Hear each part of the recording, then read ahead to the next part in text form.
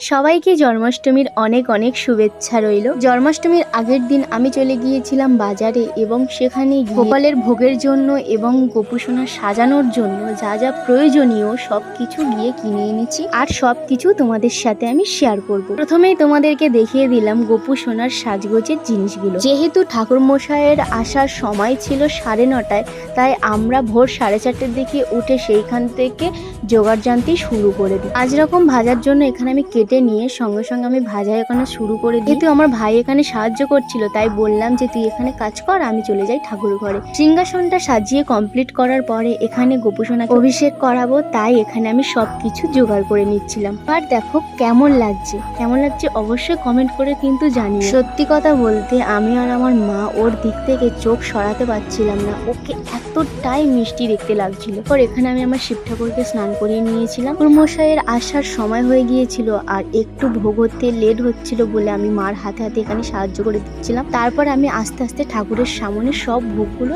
সাজিয়ে দিয়েছি। যেহেতু আমার মা বড় দেবতার উপোস করেছিল, তাই আমি আর আমার ভাই পুষ্পাঞ্জলি দেব বলে এখানে বসেছিলাম। আর এইদিকে আমার গোপুসোনার পুজো শুরু হয়ে গিয়েছিল।